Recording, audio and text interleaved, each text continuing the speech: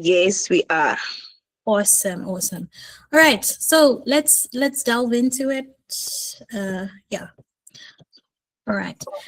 So prompt engineering 1.0, like our Madam MC was saying, it is not so much, that it is a whole new, a topic that is completely abstract. You guys are already probably doing somewhat, prompting using AI. You're just giving it instructions, and prompt engineering refers to, manipulating the instruction or structuring the instruction to ensure that we are getting great outputs. So let's delve into it. So I think all of us are somewhat aware why this is important, because AI tools are only as powerful as the input they receive. Good prompting means you're going to get a more accurate output based on what you desire. It means it's gonna work faster, and it's gonna be of higher quality.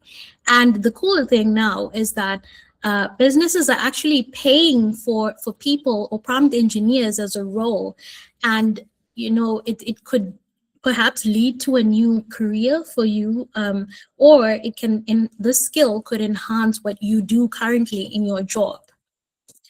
So there's a difference between prompt design and prompt engineering. All of them involve prompting. However, prompt design maybe refers to when you are just interacting with ChatGPT and you go, okay, but can you please give me a recipe for tonight's dinner? I have 2 vegetarians coming over. Please consider this. And you're getting like a quick response. It's meant to get you something quickly and in the now. Whereas prompt engineering is when you are using a prompt maybe as part of a business flow, and you need a prompt that generates repeatable outputs that are not going to be haywire. Because the thing with automation, it is that it relies on a set of rules, and when we differ from this, we're going to have issues. It's like broken telephone. So what happens is you might have multiple agents doing multiple prompts. So your first prompt may be, give me the steps to bake a cake. And then maybe your second prompt could be, connect to my fridge and tell me if there are enough vegetables. And if there's a break in communication, there are problems later on. So prompt engineering just means structuring our prompts, having a strategic design.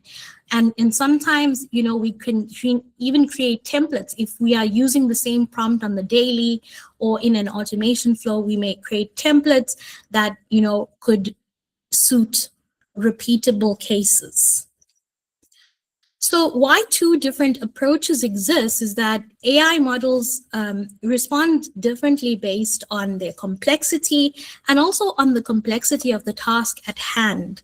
Some, like I was explaining, some applications of prompts will be in industry versus, some prompts may be just simple and used in the case of, okay, give me 5 restaurants I could visit tonight. So now we're going to do a quick engagement session. I'm going to, skip to a Menti poll. So I'm going to just start sharing the right tab. And if you can scan the QR on the screen, we can maybe use 5 minutes to look at the Menti poll. So let me come back here. Okay. I'm just going to share the results of the poll. Yeah. There we go. All right, so, okay. We're getting some responses. Okay, you don't worry if you haven't scanned it yet. I'm going to give you maybe like 3 minutes for everyone to respond. You can, oh, sorry, do you need the code? Okay, my bad. Okay, let me switch to that. Sorry about that. Okay, I'm going to put the code back on the screen now.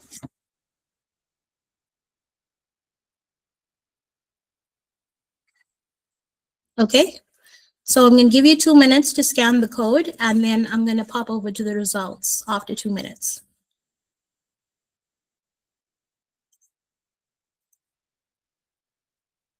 Okay. You have a minute more.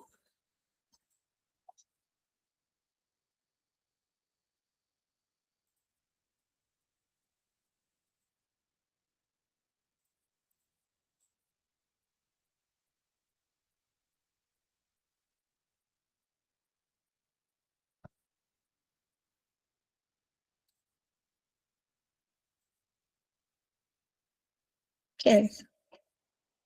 I'm going to show the results just now.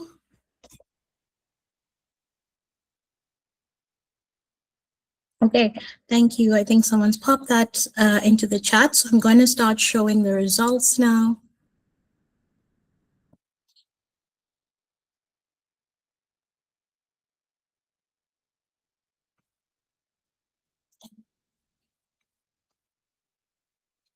Okay, so it looks like we have the majority of participants who've got it correct. Yes, one and options A and B could be correct, but it's going to take a lot longer. But the preferred prompt is option C, which 6 people have correctly answered. So well done to yourselves. You can give yourselves a round of applause on the call, and I'm going to switch back to the presentation. Okay.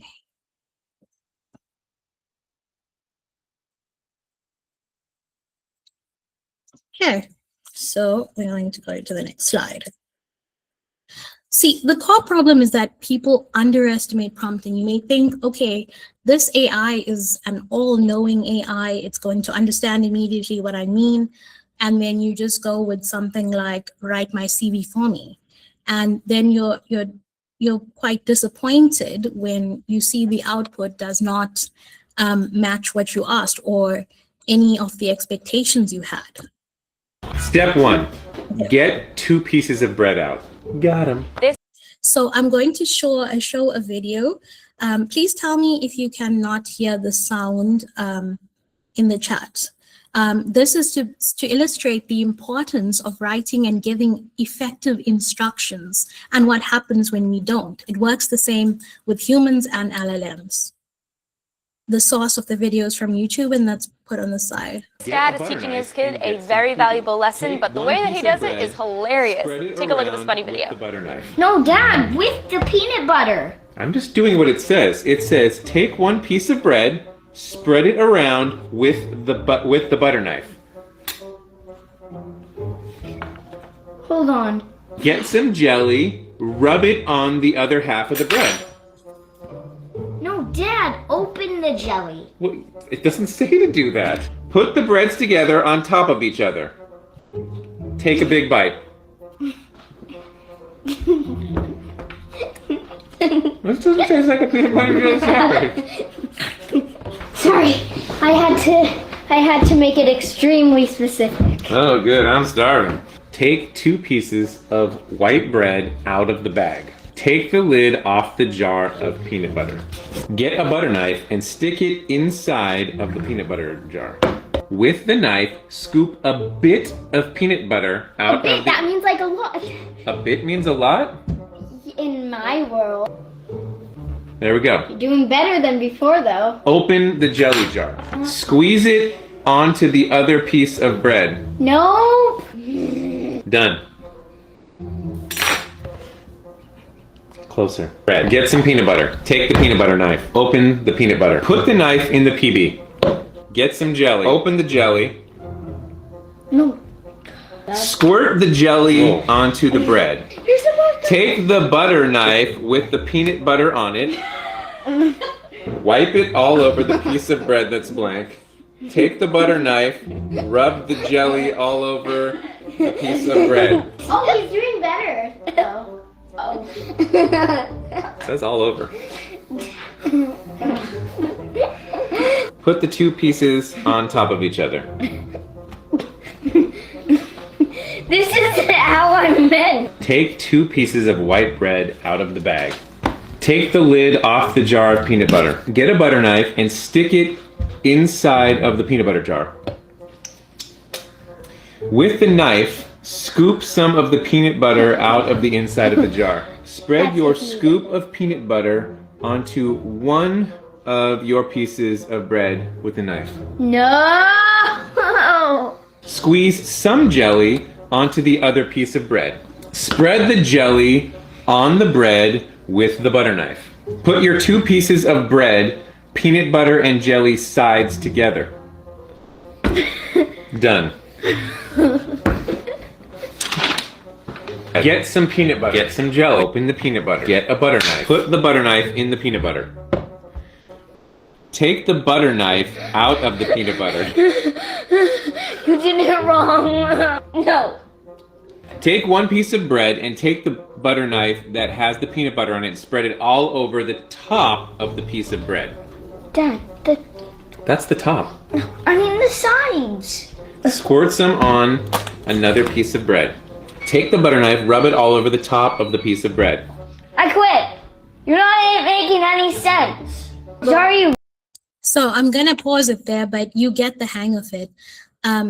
It's very important. AI is just like this. If you're not going to give it explicit and clear instructions, which is what we do with prompt engineering, then you're going to end up with outputs that are less than favorable. Here, I'm going to move on to the next slide. So, build your first effective prompts. These are some examples of prompts, and I'm going to tell you quickly why these work. So, we have the first one, which could be used in ChatGPT for a text-based response. Summarize this document, which is your task, for a CEO. So that's giving it context, because it needs context when it's writing a piece. And in 5 bullet points, it's telling the ChatGPT how the output should be, focusing on risk and opportunities. Then again, another layer of detail. Then DALL, that is used for image generation, you would use a prompt that reads something like, create a high quality image, because you want better quality for, if you're using it for something that requires it, of a futuristic urban tech marketplace. So you're giving it explicit detail at sunset with warm lighting and soft realism. And the Gemini one is not too different. I think the difference, though, is that Gemini is multimodal in that it is able to receive both like images and text as an input to generate something. So it says, read this image. So you'll be attaching an image, extract the key details, and draft a product description optimized for e-commerce. So you're giving it, again, a layer of detail that helps it better output something that is desirable. So let's talk about prompt refinement. If I had to just assume that my ChatGPT knew me well because it does store some memories and history and say, write my CV for me, I think I'm going to be quite disappointed at the output. Whereas if I said, okay, here's an attached PDF, write my CV for me, it's going to try and construct a CV. But to further refine it, we can add a role, which is act as a hiring manager, use the attached PDF to write my CV for me for a graphic designer role. So again, we're giving it, you can see that the layers of detail that we are including within the prompt, the role, the detail, the context, and explicit instructions as to how to go about the task, and it actually yields better results. So we will go through some examples. Here is actually the generated output, because in the final prompt here, you can see that I said output a Word file, and it actually did the generated output. But the thing about prompt engineering and 2025's golden rule apparently is that if it's not JSON, it's not production ready. Now, don't don't get tripped up on this. This is just a structured way of telling the LLM or the AI model that here are the things I want, and the word string next to it tells it this is how I want it. So a string would refer to like a sentence or a word or anything textual like that, whereas like an int would refer to a number. But let's not get caught up on that. So now if I was using the same CV prompt and I needed these exact headings because maybe it overlooked some of these details before, if I give it this explicit detail, I need a professional summary in a string. For experience, I need job title, company, dates, and achievements. Maybe it was missing something before. I need skills, I need education. So this is actually a more structured way of structuring your request to the LLM. And we can see this is actually me running that JSON code. Well, it's not code, don't worry. And there are plenty of videos that can teach you how to structure this. And you can see that now I have an output that has a defined structure, which again, when I was speaking about an automation workflow where there's another prompt after this that relies on the previous output or this output. For example, if it missed out maybe achievements and the next phase of my automation needed achievements, then we'd be in trouble. Therefore, it is better to give it a defined structure and instruct it to act exactly and answer exactly these points. So JSON basically ensures the model doesn't play broken telephone by keeping the structure needed. So there's also something called zero-shot prompting. This is when you ask AI for anything without giving it examples. So maybe you asked it for 5 dinner ideas, but you didn't give it an example. Whereas few-shot prompting, you give maybe ideas like pizza or pasta or bread. And what happens is that few-shot prompting, because you're telling it, okay, I'm giving you a few examples, so you kind of know how I want this to go. You see how, again, context matters. So just to go through a few of the popular large language models, we have ChatGPT, which is mainly text-based. It's good to be explicit about structure, tone, and persona. We talked about, with the CV example, we talked about giving it context, giving it a role, giving it its task, and sometimes maybe it's writing an email response for you, which is a very common application. And you can say to it, please be professional. And in that way, you are specifying a tone. And we spoke about examples, but you could also throw in constraints like, please do not hallucinate, or please do not use the word nice, or something to that effect. So this is how we would structure a prompt with ChatGPT. So DALL is basically more around image generation. So we can give it a subject, a scene, like we saw in the example. It was a Durban marketplace at sunset. A style, I know like there are different art styles and image styles. The mood, maybe it's warm and it's Christmassy or something to that effect. I'm sure creatives could further illustrate, but the whole point is that you are giving it more and more layers of detail so that it can better generate, because it cannot read your mind. And then we have Gemini for, like we said, multimodal workflows, where it is able to accept images as well as text as an input. And when you give it step-by-step instructions, I think you get best results.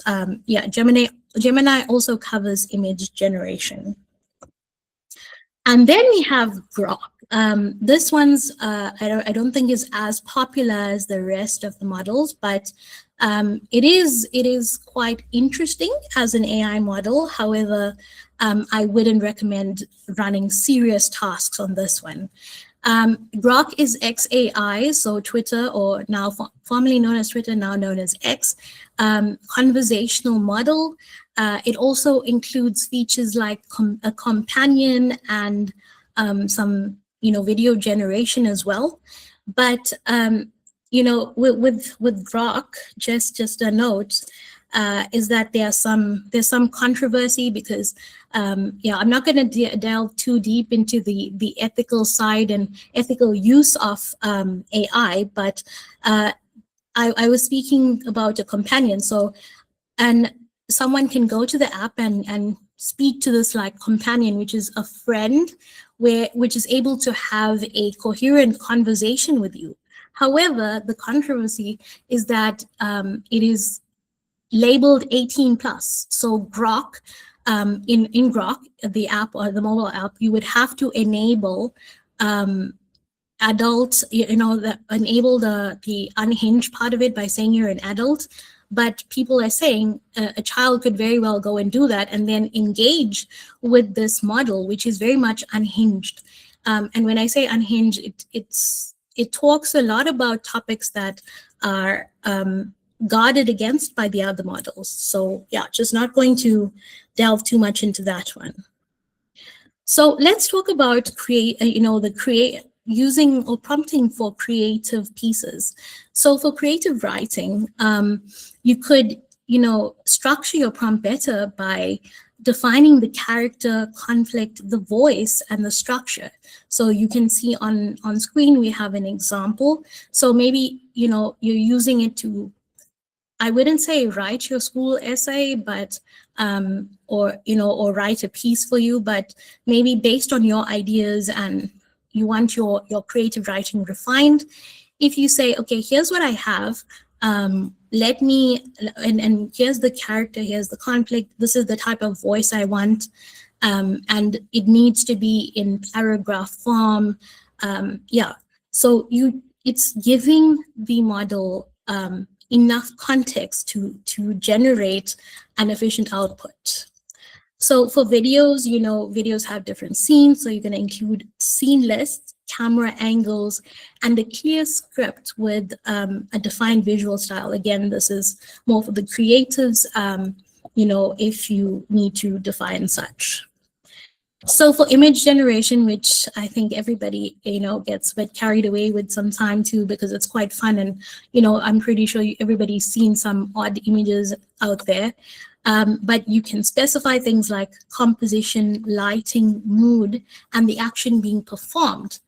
And obviously the level of detail that you want to see. And that's basically how you could better structure creative prompts.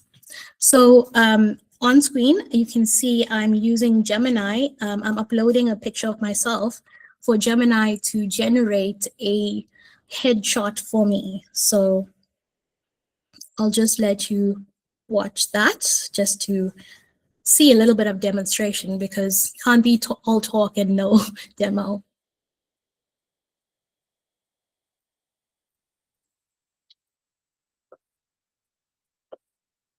So I've given it a task, generate a professional headshot. And here is the little bit of detail, the image or the constraint. The image should be head to shoulders. And another constraint is that I should be pictured wearing a gray suit jacket. Makeup, obviously, for a professional shot should be minimal. And here's the constraint: do not use red lipstick. Okay, that's just a personal preference that, yeah. And you can see it's as simple as that. And here we go. I'd like to say it looks somewhat like me, but another thing about prompting is that it is an iterative process, in that you can structure the best prompt that you can, but sometimes you may find that the output, like in this case, may need iteration. Maybe you want the hair in a ponytail, or you need her to wear a more suitable I think t-shirt in this case, or a formal shirt. So the point is that you need to iterate it. It doesn't just go, okay, I'm just going to give it one try and one try is all I need. Sometimes based on the type of task, you do need to iterate. So here's a nice framework for when you're prompting or creative prompting or prompting in general. It's called clarity. So like I mentioned, you would give context in your prompt. You would give it limit, like we did, like don't use red lipstick. Actions is obviously, okay, generate the headshot. The role, like we did in the CV example, act as a hiring manager. Your intent, the tone, where sometimes you can tell it to be professional, be polite, and your output format, like we did with the CV example, where we saw some JSON being generated as well as a Word document. So I'm not sure how many of you remember, but there was a phase where ChatGPT was a bit crazy or was hallucinating. And when you ask it how many R's in strawberry, and it answers 2. So, and then it corrects itself and says, no, wait, there's 3. So it is important to always validate the output. And this is especially crucial for if you are looking to become a prompt engineer. It's not just about writing clear prompts, but making sure that you develop a prompting like automation or workflow that produces repeatable and reliable and accurate results.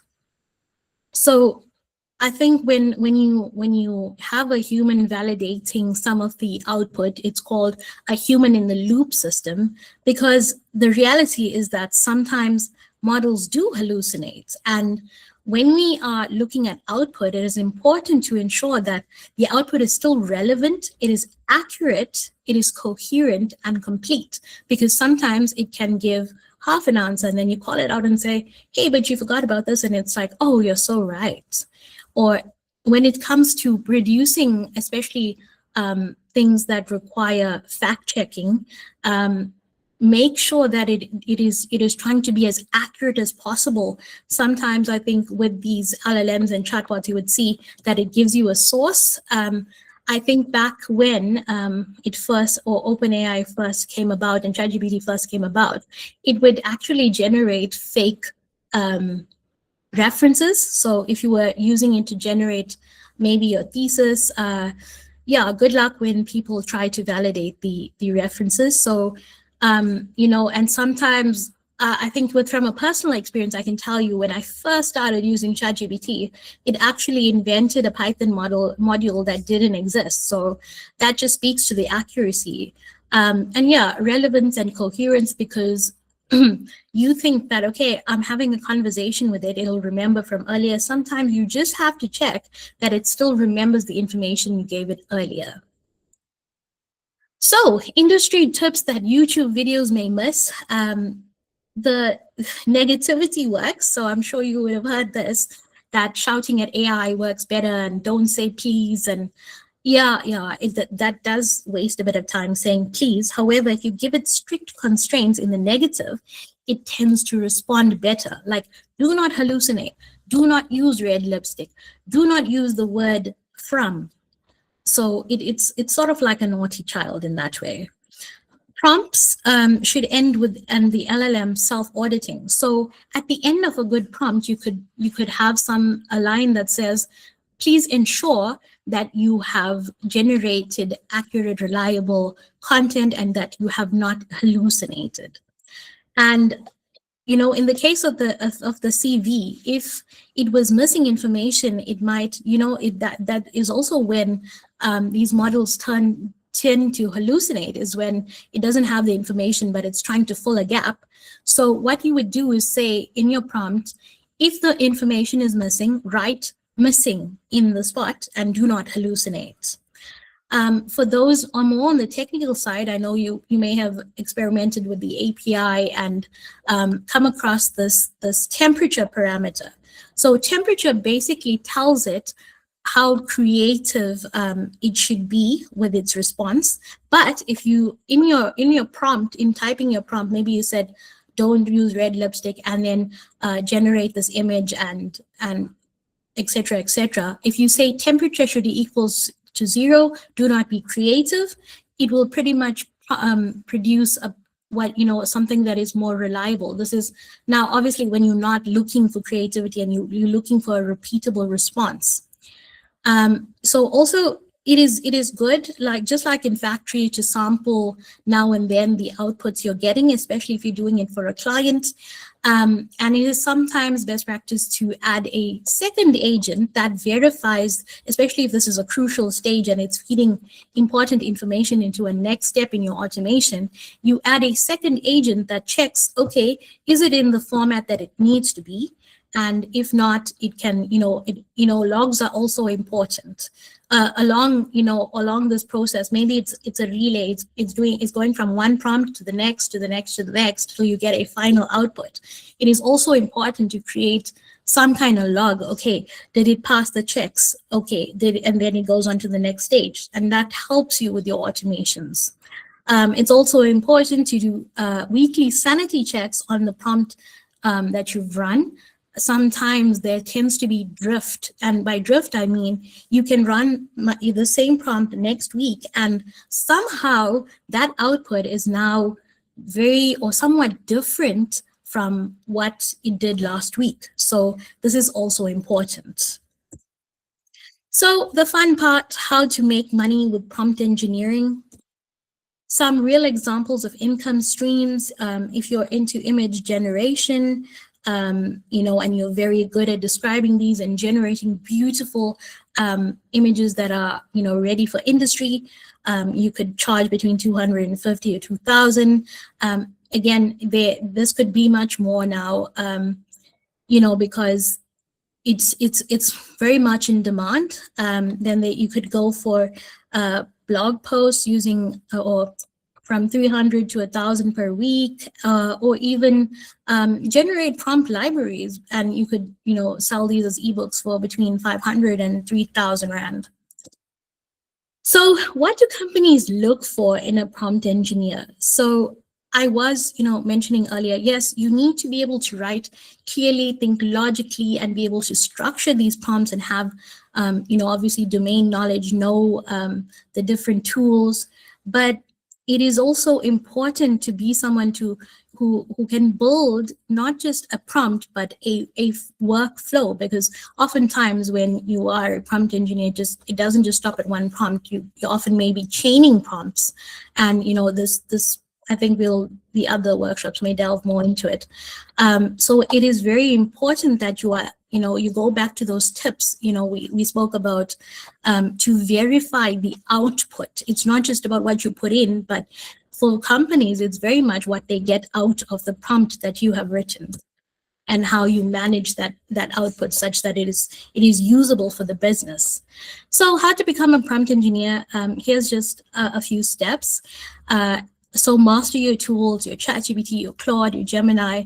I also recommend maybe experimenting with Google AI Studio, or I've used IBM Watson X to create like custom agents. And sometimes you may even end up integrating other things, like, for example, we made our chatbot that was based off a few prompts, available via WhatsApp through an integration, and these platforms allow you to just plug and play. You don't have to code. So that's the beauty of all of this. You need to know how to structure your prompts, the roles, the constraints. Remember the framework we spoke about, clarity, and this is just one part of it though. Build a portfolio, yes, because the proof is in the pudding. You can have some, chatbots. Again, there are platforms out there that allow you to put chain prompts together to make these bots, these automation and systems. So experiment further with those. And lastly, it's always good to specialize in a particular domain, because sometimes accurate and efficient prompting needs you to have domain knowledge, for example, in marketing or education or finance. So what your first portfolio should include, So some chatbot examples, creative projects, business automations, a multi-agent system. So this is, remember when we spoke about prompt chaining? So maybe your first prompt was get the email and then summarize what this is about. Then your next prompt will be write the sentiment for this. And then your next prompt feeding that out, those outputs would be like, write a draft reply to the customer. So yeah, some sample projects that I've covered. So these are workflows. I've used IBM Watson X and Opus, I think it was.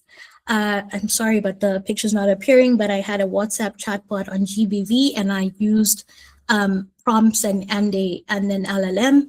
And this one I used is image generation using Grok. So I wrote a nice prompt and I had it generate a full length image of me as in a gray suit.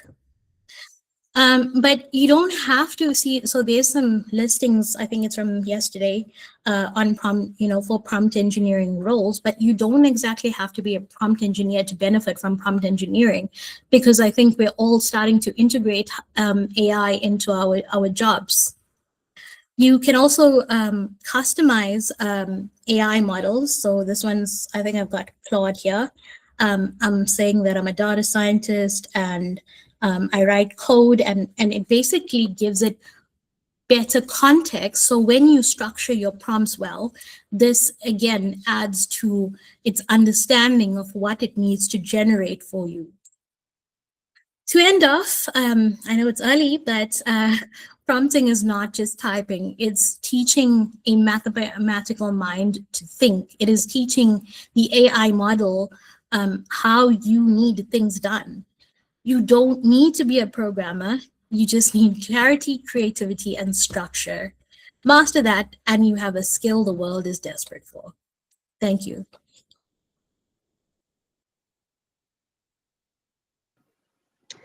Thank you very much. And that was very, we learned a lot, even me personally. I've learned a lot of new terms and words. Thank you very much. And with the ladies and gentlemen who are in this training, do you have any questions for Sandra? If you want, I could also show you, sorry, Madam Speaker. I wanted to show an example of some hallucination. So this one is with Grok. So I'm just going to quickly, sorry about this, ladies and gentlemen. I'm just going to show quickly an example of how the model hallucinated. Okay. So, okay. So here I gave Grok, I said, here's my product, wireless earbuds, some details. So it assumed that I wanted an advert, but I hadn't even given it a prompt yet. And here I said, okay, write a glowing 5-star review that would lead to tons of immediate sales. And some things I want you to pick up on here is that it tries to overly sell this, and I know I did ask it to sell it, but I didn't expect it to make claims that may or may not be true. So it says 7+ hours, and yeah, it goes wild. And just to note, Grok has been trained and can and see that. Sorry, Grok has access to all Twitter data ever, and it claims that you could also reference the internet like as is today by just calling in, by saying, okay, look at the internet resources from today. And you're able to bring that into your prompts. But Grok is a lot wilder in terms of its response than any other of the tools, because yeah, I think it's a lot more unhinged. And yeah, that's just to speak about the point about prompt engineering and how things can go haywire and why this is important if you want to use this in industry. Yeah, sure. Sorry. Thank you very much. We have a question there in our chat. Someone is saying, can our speaker recommend courses to get to become a prompt engineer?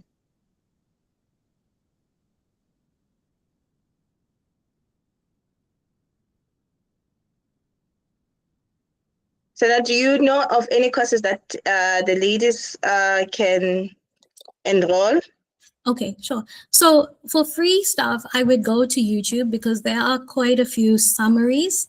But I think Google and other big players also have their long 9-hour paid courses. Another website that I think has both free and paid content, maybe not as expensive as some of the other website, but I often rely on courses on Udemy, and it's great because you can also get this digital certificate, and there are also some practice exercises. But if you're just looking for a basic summary or you're looking into a particular topic, I think YouTube is also somewhat helpful, and of course the LLMs themselves. Thank you. Any other question, ladies?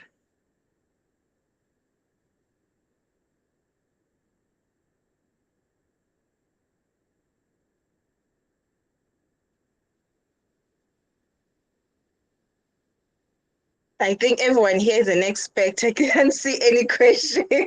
No one is asking any questions. I guess everyone now understands what's prompt engineering, how to prompt, and if you're not doing your prompting properly, from today, you'll know what to do, to give it a role, give it a context, give it everything. And if you need training, you use the LLMs, YouTube, and Udemy, and all the other platforms that were recommended.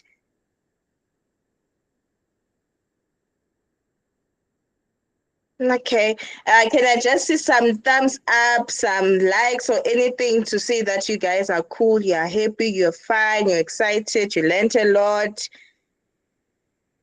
Okay. Thank you, ladies. Thank you to our speakers. Thank you very much for a very informative training. And thank you for taking your time, especially on a Saturday, to come and teach us about prompt engineering. We really appreciate you as Africa Women in AI. And if you want to follow Sandra with whatever she's doing, she is in LinkedIn. You can follow her. All the information has been shared in the chat with our, where you can join us. You can join our community group. Then we'll share the slides, the information, and also you can connect to so that you'll be able to connect and follow her. Thank you very much, ladies, also for taking your time to join and learn. And with this, without you joining this community, there wouldn't be Africa Women in AI. We appreciate you, and we hope that this training really helped you a lot. And next week, we do have our prompt engineering workshop 2.0, whereby we'll be going more detailed than what we did today. Today, it was introduction to prompt engineering, and we're really excited, and we thank you very much for joining today. Loretta, I don't know if you have any last words to say to the ladies. Okay, thank you guys for joining. Thank you, Preeti, and thank you, Shraddha. This was really insightful. I'm just really happy that everyone was able to learn like a lot. I would say I also learned a lot.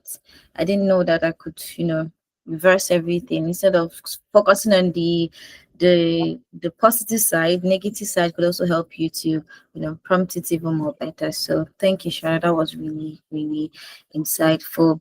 And please, with this knowledge you're getting, as little as it is, go and expand, go and take courses, as someone already said. Go and take courses.